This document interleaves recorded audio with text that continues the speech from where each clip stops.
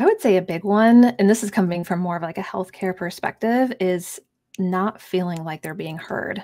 Hmm. Because women, I mean, we know our bodies best. No one else knows our body better than we do. And so when they are struggling with something and they're trying to relay that information to a healthcare provider or somebody else, that's one of the biggest frustrations that I hear from women, is that they just don't feel like they're being heard.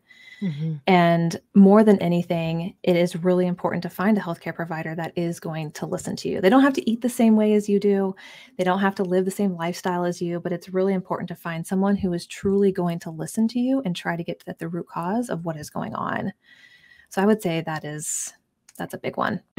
Welcome to Nutrition Without Compromise, a podcast brought to you by Orlo Nutrition. We believe that nutrition shouldn't be an either or, that you should never have to sacrifice your morals for your health or that of our home planet. Join natural products veteran Corinna Bellizi and experts from around the globe as they discuss healthy solutions that are better for you and better for the planet.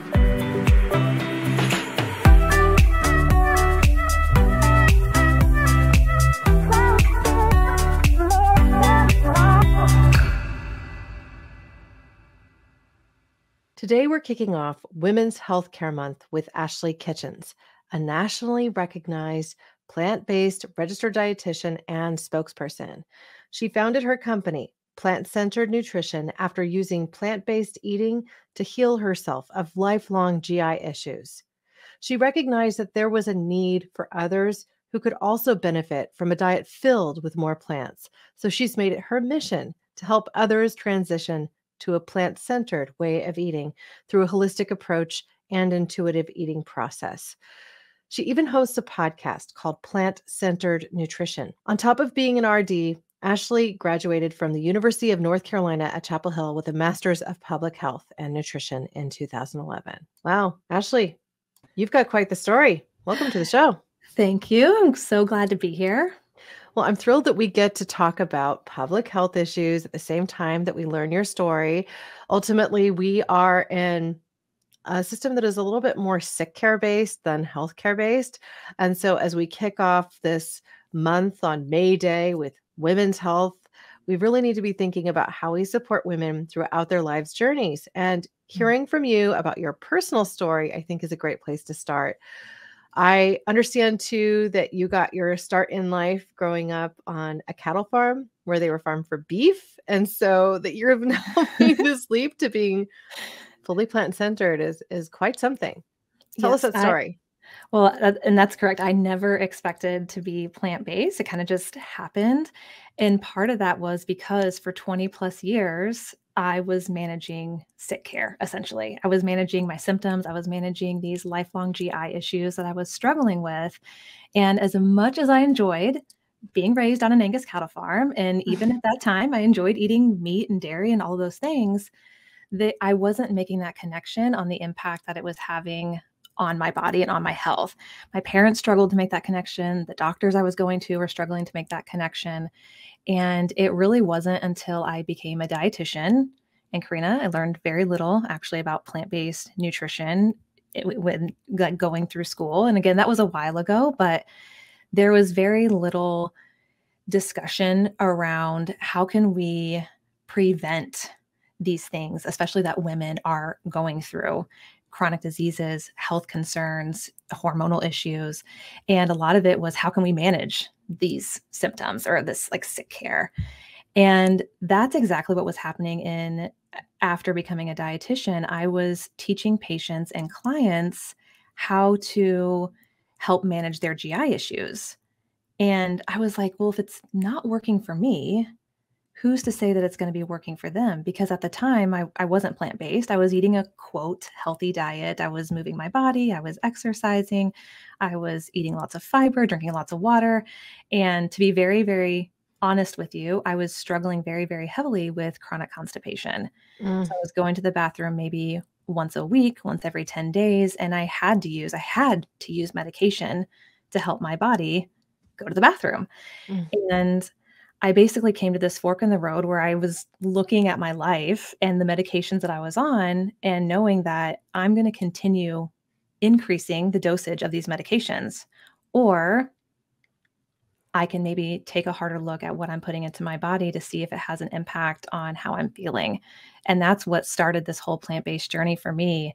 Is I felt very disingenuous in my message, and I knew that something had to change in the way that I was eating so that I could help clients truly transform with how they were feeling. Well, you've shared a lot.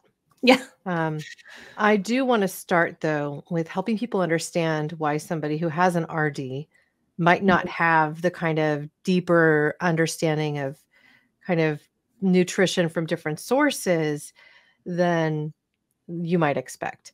So, I've been in the health and nutrition field for a long time, working to formulate supplements, collaborated with a lot of RDs, been to different conferences where medical doctors and registered dietitians abound, right?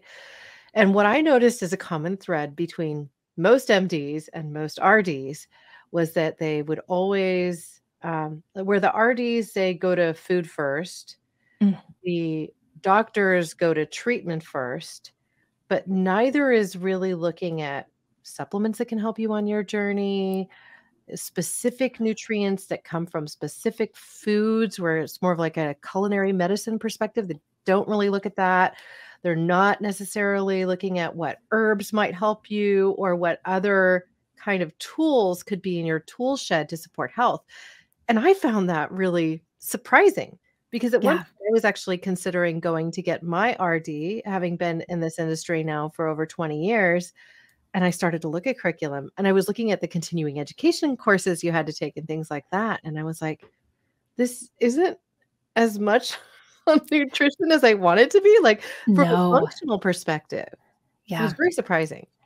Yeah, it was retrospectively, it was surprising as well, especially being plant-based. And I'm sure, I hope it's a little bit different now in what's being taught, that food can be an incredibly powerful form of medicine in a way.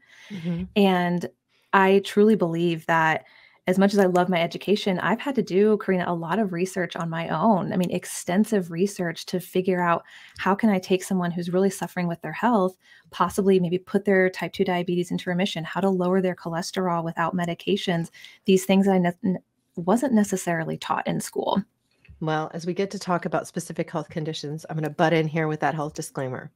This podcast is for educational purposes only. It is not intended to treat, diagnose, cure. If you have a specific health condition like high cholesterol or whatever it is, you should be working with a medical professional who is skilled in that particular arena. So this is not medical advice. Do I need to say that again? It's always a good reminder. Yeah. So, of course, we got connected a bit because I was following you on social channels and looking at the work that you're doing to help people understand plant-centered nutrition. Now, on this podcast, we've also interviewed other individuals who helped us define plant-based and plant-centered, and who actually revealed that vegan and plant-based are not necessarily synonymous. So let's talk about what plant-centered is and how that can support the health journey of women around the globe. So plant-based, plant-centered eating really is your diet is consisting primarily of plants. For a vegan diet, it's very easy to define what that is, what it looks like, what that lifestyle means. For plant-based, there's a bit more nuance. And I always say, especially when I'm working with women, it's really up to you and how you want to define it and how you want to label yourself. Do you have to be 100% plant-based, no animal products whatsoever?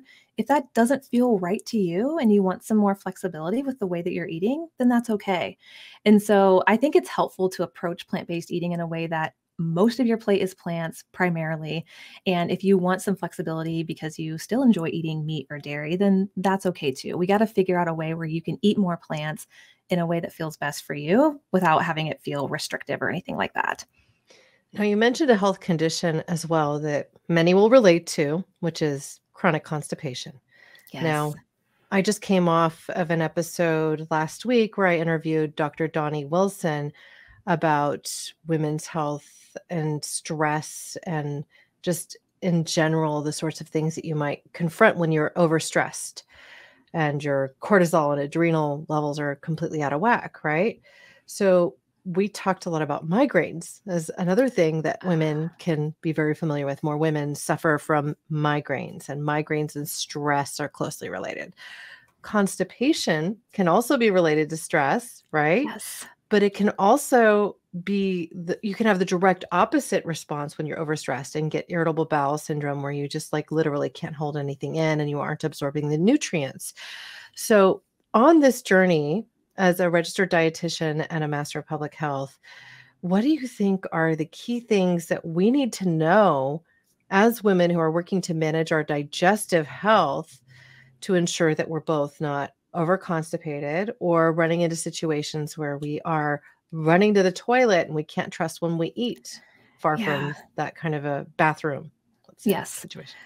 Well, the thing is, like you're saying, there are so many factors that play into how our GI system is functioning. And it really starts from being birthed or going through, the birth canal or however that. So as we look at women's health in general, and we understand that we can be overconstipated or also get runny stool depending on how stressed we are, that we can have these polar opposite reactions based on ultimately our stress levels, what we're consuming.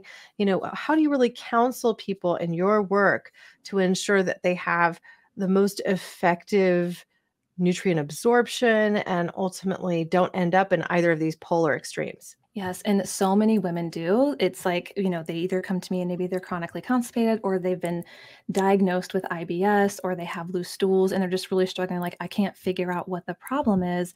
And oftentimes it's not just one thing. It might not just be stress. It could be related to depression, anxiety, grief. It could be related to the food that you're eating, how much sleep you're getting. There's so many factors that play into your GI health and how things are moving throughout your GI system that need to be looked at as a whole. So really trying to take a holistic approach instead of just trying to pinpoint this one thing that you think is going to work. And so what often happens is when we start introducing more plants into the diet, that helps cultivate this incredible microbiome in your gut that can really help benefit how things are moving throughout your GI system. And for some people, it might take just a few months to really get things going naturally. And for some people, it might take years for them to really heal their GI system, to heal their gut, to heal their gut lining. It might even take special resources, tools, or even medications or supplements to help them just improve their overall gut bacteria. And it takes time. I think more than anything, I want people to know that it's not a quick fix. There's no quick fix, especially when it comes to your GI system. It takes time to figure out what's going to work best for you, especially when we look at nutrition and the food that you're putting into your body. Well, and I think we shouldn't negate too, if we've been living in a sick care system and we have overconsumed things like antibiotics that have killed off both the good and the bad bacteria several times throughout our lives, then we just don't have the seed that's needed to really have a healthy gut microbiome. And so to your point, eating healthy foods, more plant-based foods that are high in fiber, prebiotics, and things like that can cultivate a healthy gut microbiome. And while many supplements available in the probiotic sphere are abundant in the marketplace, they may or may not actually survive to the spot you want them, depending on how stable they are, what strain they are, other issues that you might be confronting in your digestion. I mean, ultimately, one supplement can work great for one person and not always the best for somebody else. Yes, absolutely. And I think it's so easy to see these shiny objects on social media. It's like, oh, this worked for me. But again, it goes back to you have to really figure out what's going to work best for you, because exactly what you're saying, just because it worked well for somebody else doesn't mean that it's also going to work well for you. I mean, I look at things like people who have been chronically constipated might go to a health food store and somebody just hands them some silica husks. Oh, Right? yes. Psyllium, right? Yep. And they go and they throw that in a blender with a protein shake, and sure, they go to the bathroom, but it's not like normal stool. I don't know No. how else to put it, right? It's Yep. just And races through your system. Yeah. And that's the thing. A lot of these things, which can be great in the short term, are likely not long-term fixes. They might just be Band-Aid, like putting a Band-Aid on the situation. And so that's, again, where things may take time to really uncover what's going on with your GI system.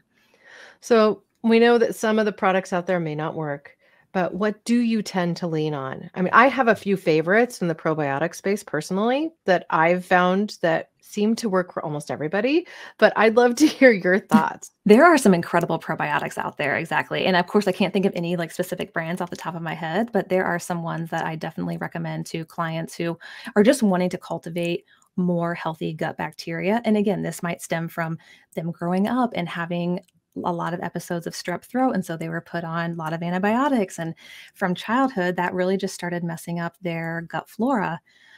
So probiotics are one, but honestly, what I recommend is again, starting to introduce more fibrous foods into your diet, more plants and more variety.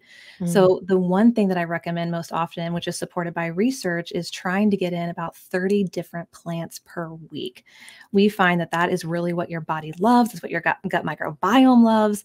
And again, that kind of helps things move a little bit smoother throughout your body. Yeah. Another thing that I often recommend is a lot of people are actually chronically dehydrated and they don't realize that, drinking a few glasses of water may actually really improve their digestion. It may improve the consistency of their stools, which can be really beneficial. So I typically start with food first, like you mentioned earlier. So looking at the plant-based intake and then looking at hydration and then going back to even movement. So if I'm not looking at necessarily supplements or medications, what can we do, especially if a client doesn't want that, what can we do to support the gut microbiome in a way that is more natural using food, hydration, and movement specifically? But I am curious to hear what you have to say about it. Well, I mean, you have me thinking about the days when I was raising my babies, right? And Yeah. babies, they are building their microbiome as they go. I was fortunate enough to be able to have both of my children vaginally, so they got that good start.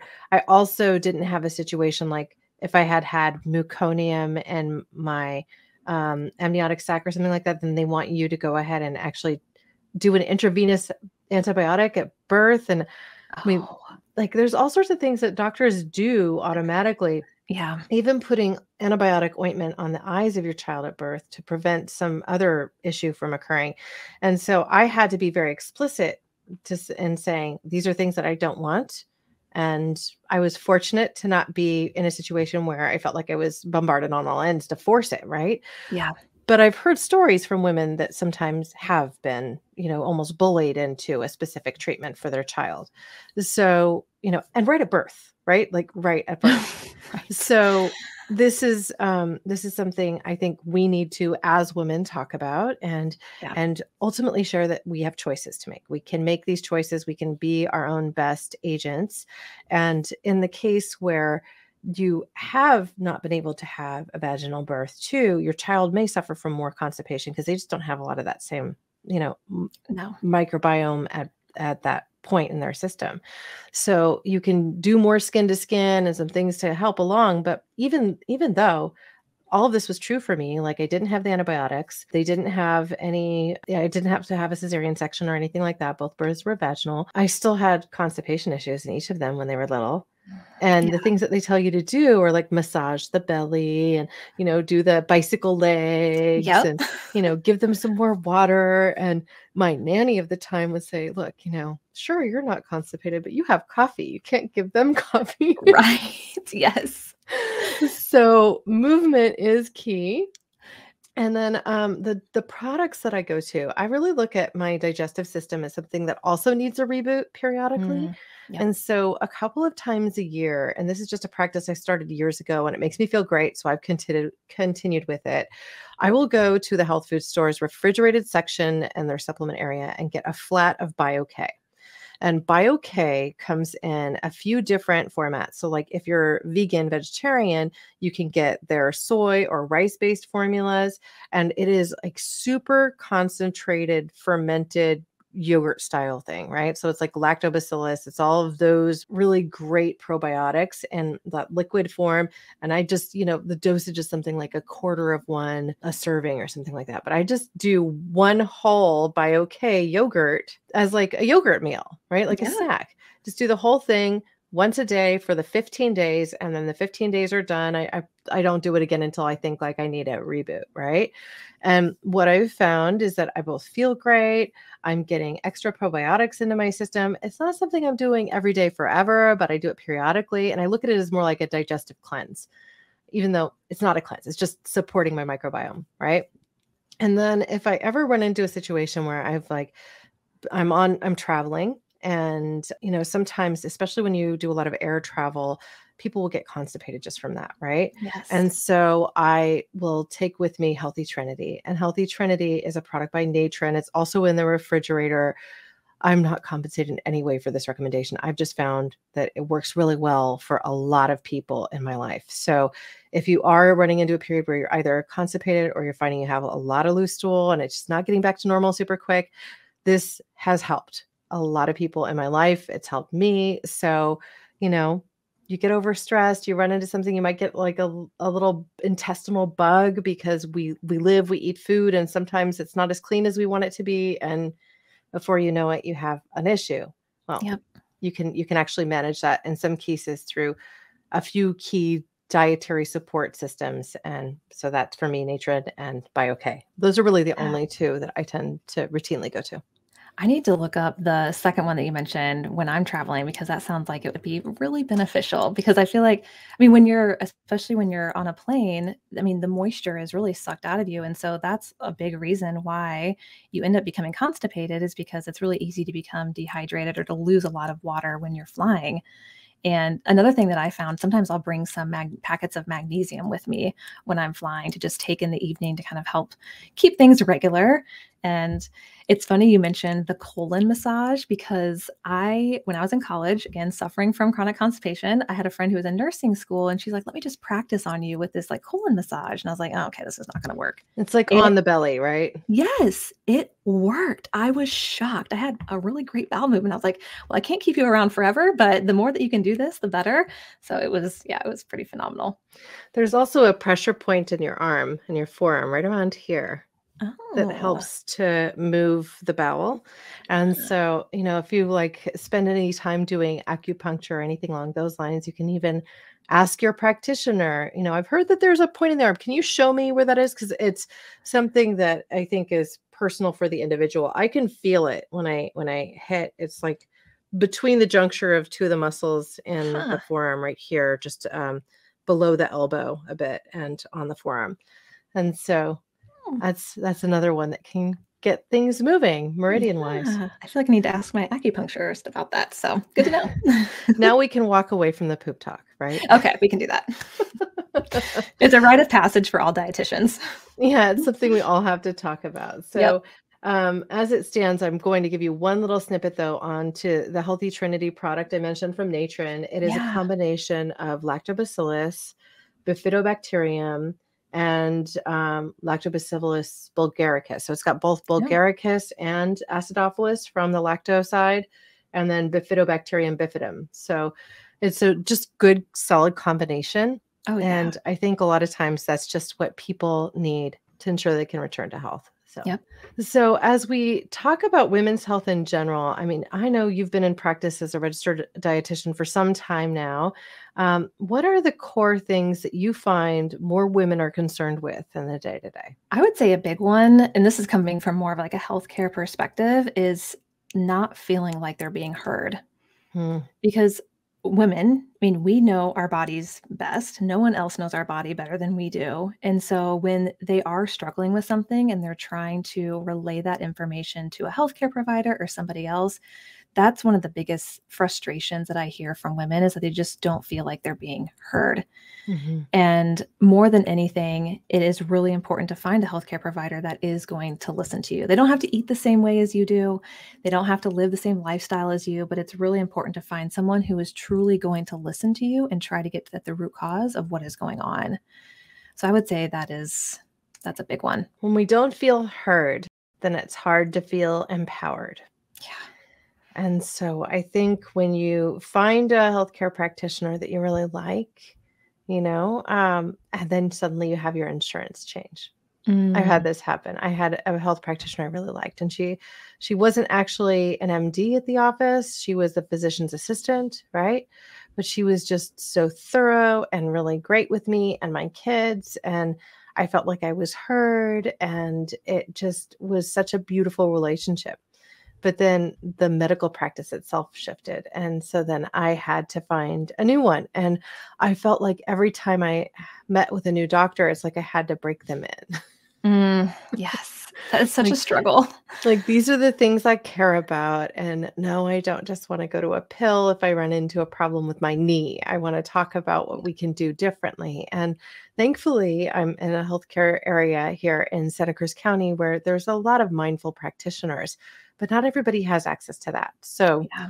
what do you give as advice to those individuals who might have a mismatch? Well, if they can't find somebody else specifically, is I really try to encourage them or empower them to stand up for themselves. And a lot of times they're being, I don't want to say a lot of times, but oftentimes they're being steamrolled, and that's a big struggle. And so really trying to give them the tools on how they can clearly communicate to their healthcare provider what is going on with them, whether it's keeping a journal over time and saying like, no, no, no, this is what's happening, or let me show you and show them the notes of what's going on with them, to be able to truly articulate what is going on. And then if that's happening over and over again where they're not being heard or listened to, then let's try and find someone, even if it's online, because I feel like a lot of physicians and different healthcare providers are meeting online, that there is a possibility to find someone who is going to listen. Well, it feels like there's a big movement towards that in the mental health arena with like things like Yes. BetterHelp, where people can meet with someone over a screen time and find the right match for them and be getting that kind of service in an ongoing way. But with medical doctors, they often have to be, well, they have to be certified to operate in that state. Yep. And so even if you do hear someone fantastic on this podcast, as a for example, and you're like, wow, I want to see Dr. Donnie, they may not be able to practice in your state, but they may know someone who can help you. Yeah. And so, it's always great to ask. And I will say too, there are functional medicine practitioners from coast to coast at this point, many in the alternative space. You can seek out a naturopathic doctor. And as we talked about even a bit ago, an acupuncturist has an incredible depth of knowledge too. And they're also certified in traditional Chinese medicine. So they would have access to some herbs and some deeper knowledge that might support your journey as well. This is getting to the whole topic of healthcare versus sick care, right? Yeah. And I know that some insurances will cover things like your mental health care and also things like acupuncture, while others don't, or you're out of network and it gets a little pricey. So while some people may be able to set aside a couple $100 to go and see somebody and get some advice that feels more at home for them, it's not always at your grasp. So what other resources might you point to them to, just from your experience, whether it be a book or something they might read? Yeah. Oh, there are so many great free resources, whether it's at the library, whether it's online. If you have Netflix, there are great documentaries out there to kind of help empower your journey. I've found that especially if people are trying to maybe add more plants to their diet or eat more plant-based, that it is really helpful to find a community that's going to support you. Even listening to a podcast like this while you're driving or running around or cooking dinner for your family, that can be really a helpful part of your journey, having those tools and resources to encourage you and empower you when maybe the people around you or the people that you're seeing in your healthcare system don't quite align with the way that you're living.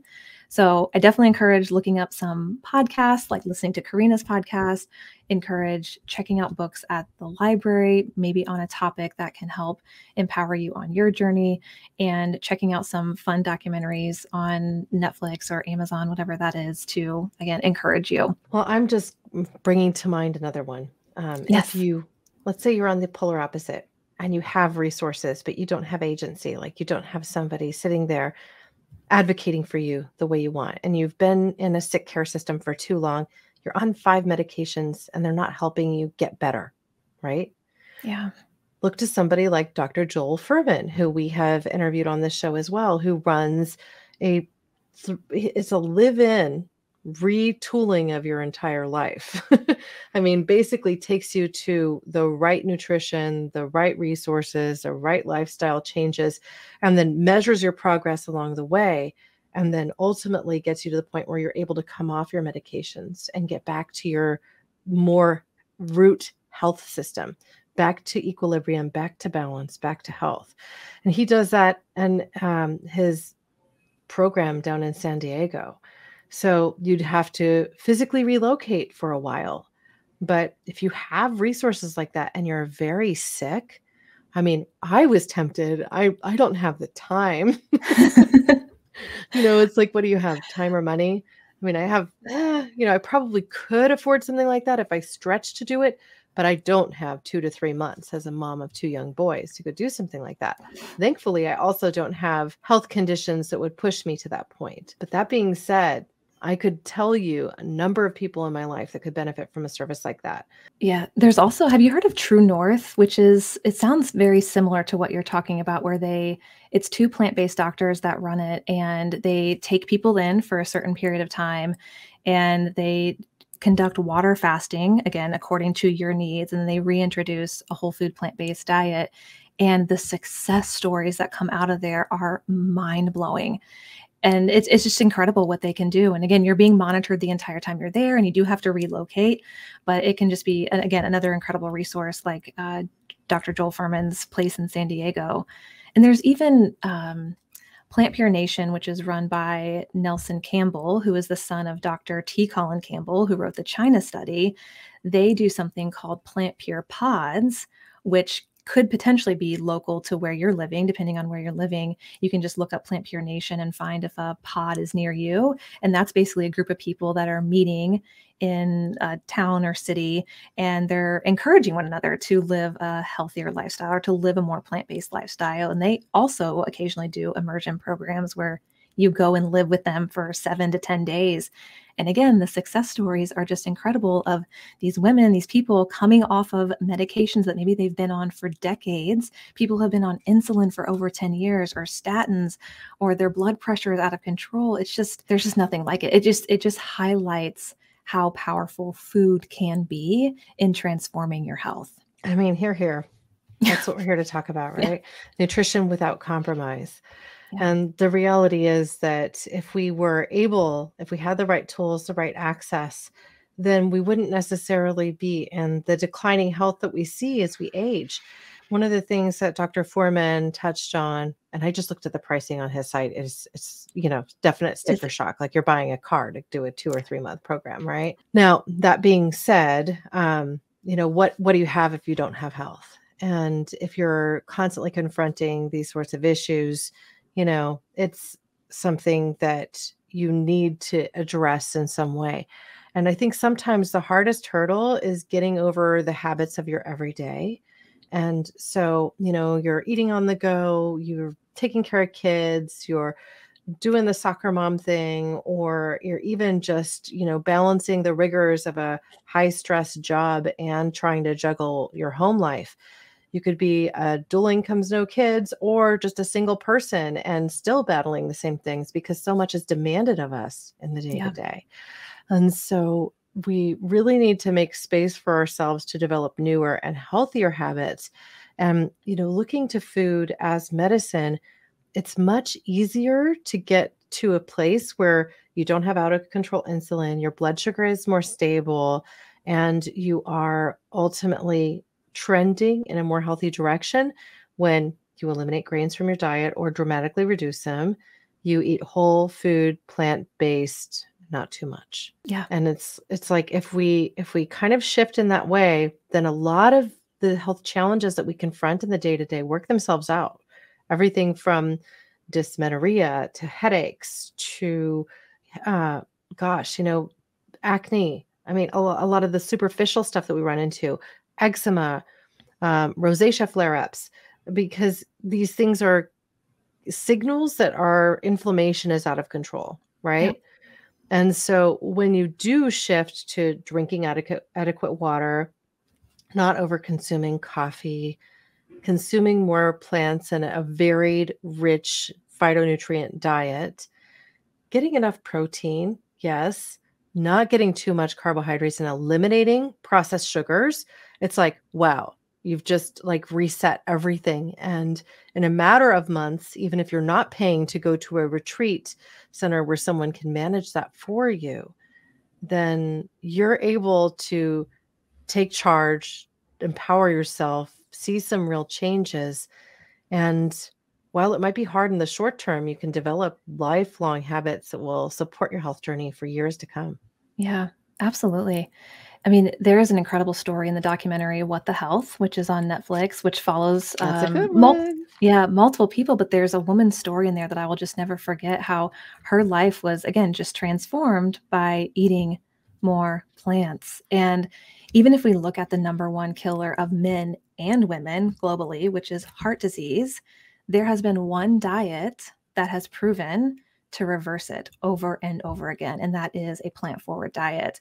And it's one of those things that I know that we're becoming more and more aware of the power of plants, but I'm just hoping that more people will kind of take heed in how powerful a plant-based diet can be.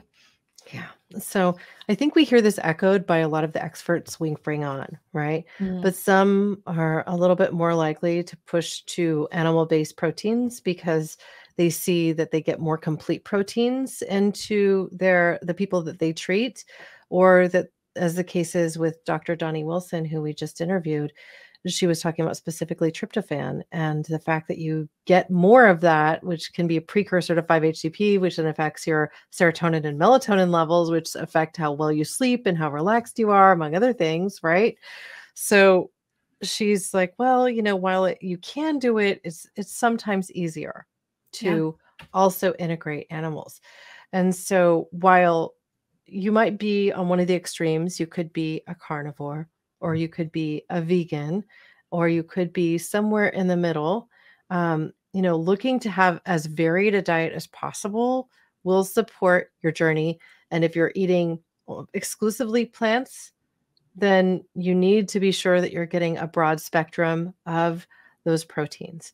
And often you might have to look to a protein shake or something like that periodically, or even on a daily basis, to help round out the proteins that you are getting so that you can get healthy levels of these nutrients. And in some cases, it still might not be enough. So that's when you need to look at supplementation with something like a 5-HTP, with vitamin B12, methylcobalamin, which thankfully at Orlo, they're able to extract from the spirulina that they're producing for the Immunity Boost products. So Immunity Boost actually contains inborn vitamin B12 methylcobalamin. And of course, I'm going to say this, so I'll say this again and again. My husband calls me the omega-3 evangelist. You can't get too much omega-3s. It's like nearly impossible. And they really do help to balance out your system so that you can return to homeostasis, so that you can produce healthy cells, create natural energy, ATP energy, and ultimately live your healthiest life. So an omega-3 in the polar lipid form is highly bioactive, and one's available from our sponsors, Orlo Nutrition, readily on their website as well as on Amazon. Yep, which is wonderful. I also take Orlo, so. Well, I usually take it when I'm on an interview like this. I'll say, "Oh, that's my reminder. I'll take it now." But I've already done so today, and my Immunity Boost is right here too. Perfect. So that one I do have. Yeah. Yeah. Perfect. Well, and you do bring up a really great point, especially if someone is looking to just eat more plants in general or eat plant-based, that plants do contain all 20 amino acids. They contain all 9 essential amino acids. That doesn't mean, though, that every plant is a complete protein. So they contain different levels of those amino acids. So it is really important, exactly like Corinna was saying, to make sure that you are getting a variety of plant-based foods into your diet, because that's going to help ensure that you're getting all the amino acids that you need. But that doesn't mean that you may need to supplement every once in a while. I think, we're taught food first, which is great, but supplements do play a role in your health as well. And they can be a really valuable piece of your journey too. Absolutely. So as far as protein shakes go, because I know that's where a lot of people go when they say, "Oh, I'm going to shift to being vegan. I know I'm not getting enough protein. I'm going to the gym and lifting iron, and I need to make sure I get enough." What do you tend to lean them towards? So like protein shake wise? Yeah. Like, is it, do you like pea? Do you like hemp? Do you suggest alternation? What sorts of things are you looking to? So I personally don't take protein shakes, even though I do go to the gym and lift the iron, but I do tend to recommend more, I'm going to put like quotes around clean sources of plant-based protein. And what I mean by that is typically if it can be single ingredient sources of protein, like you're saying, whether it's like a hemp powder or whether it's brown rice or I think there's even like a lentil one that's out there now, but there's even Corinna, there's like a vegan whey protein supplement out there now, which is incredible. My partner takes it and he loves it. So that's typically what I recommend first is just kind of looking on the back of the ingredients and trying to choose a protein powder that's going to contain fewer ingredients. Now, there are great supplements out there, great protein powders out there that contain multiple ingredients. I just double check that, that's third party tested and that all the ingredients align with like your goals, your health, and what you want to be putting into your body. Yeah. Here. I'm going to add to this. So I've taken protein shakes for a long time. I like them. It's a great way for me to start my day because I'm busy and I could just get some protein as my first meal of the day. I shifted from doing whey protein shakes a while ago and have been experimenting with plant-based versions. And what I will say about all of them, all protein shakes, all of them for me are too sweet. Yeah. A lot of them use stevia sides, or they'll use monk fruit, or they'll use, in some cases, artificial sweeteners, which I just am full stop against. So some have even used xylitol, but they're just too sweet for my palate. And so when you work to sensitize yourself to sugar and don't eat a lot of processed sugar, which is great for your health, and I recommend it for everybody, you tend to find that things that were perhaps not sweet enough anymore are just far too sweet.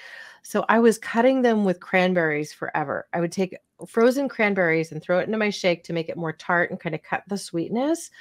And then I just decided, why can't I just get unflavored? And so now I'm getting unflavored, unsweetened protein powders that are plant-based, and I'm experimenting with them. And what I'm finding is that just taking a half of a frozen banana with one of these standard unflavored, unsweetened protein shakes, throwing some walnuts in there and even some matcha powder, that I'm getting an incredible treat. Yes, it has some high glycemic sugars in there because it's got the banana. Okay. But I cut it with the walnuts, right? And then I'm also throwing in some matcha for its antioxidant powder. It's an incredible smoothie and it tastes divine. So it's like, if you're going to make yourself a treat that's full of natural phytocompounds that are supportive of your health, consider getting into the kitchen and experimenting with something like that too. Yeah. I think that's key too, is experimenting and figure out what you're going to like best, because there are some really off-putting protein powders out there. So if you want to try them, don't let one discourage you. Just keep on trying and see what you can find. Yeah, that's right. Well, thank you so much for that. Now, as we prepare to go into this last stage of our interview here, I would love to ask you a simple question. What does nutrition without compromise mean to you? Ooh, that is a really great question. What I think it means actually is eating in a way that authentically aligns with you.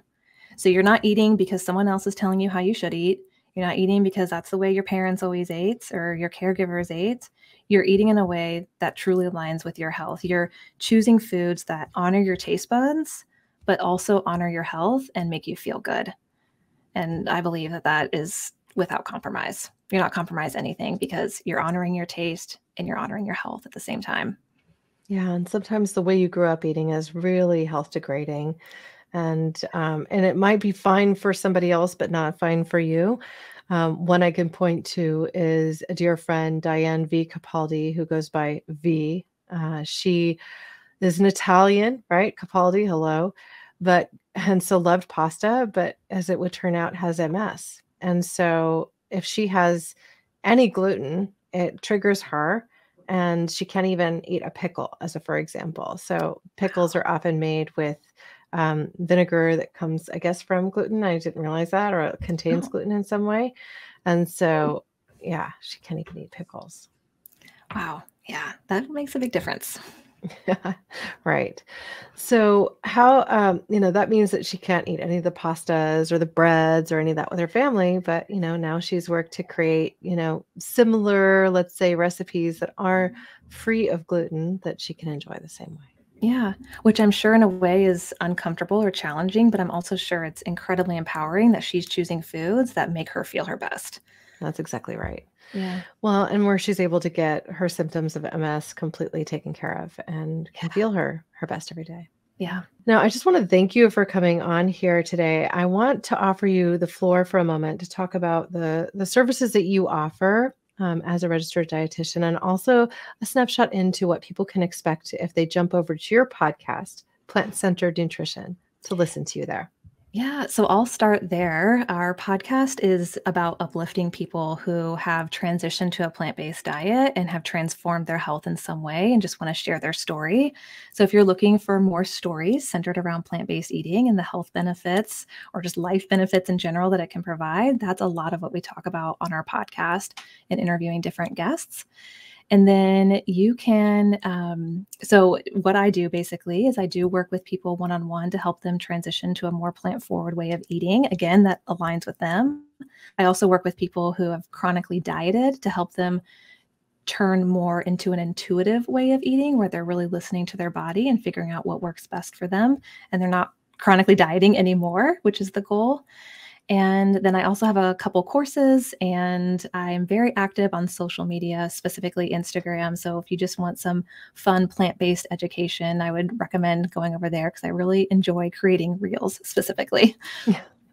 They're entertaining too. And that's just at Plant-Centered Nutrition on Instagram, right? Yep. Perfect. Well, thank you so much for joining me today, Ashley. This has been my absolute pleasure. Yeah. Thank you so much, Corinna. I appreciate it. What a treat. We get to talk about all things plant-centered, help clarify that plant-centered doesn't have to mean vegan. It doesn't have to be militant. It can be easy, and you can adapt it just for you. Ultimately, that's too what I believe nutrition without compromise means. Now, I will be sure, as always, to include links to where you can learn more about Ashley Kitchens and her work with plant-centered nutrition. I'll also give a direct link to her podcast. And I know that I'll be a featured guest there to talk about omega-3s at some point too. I also encourage you to reach out and follow her on social channels. As we just talked about, she is at Plant-Centered Nutrition on Instagram, where she's very active. You can visit orlonutrition.com for our complete blog, including features that you won't find anywhere else.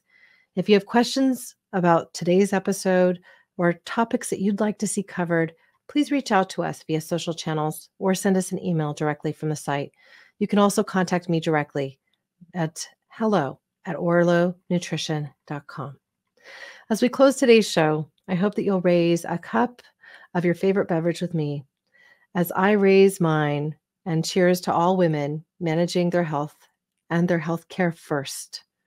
Here's to your health. Thanks for listening to Nutrition Without Compromise. To make sure you never miss an episode, subscribe, rate, and review wherever you listen to podcasts. If you'd like to learn more, visit orlonutrition.com and join our mailing list. You'll gain access to complete show notes, features, and informative blogs, because nutrition shouldn't be an either-or.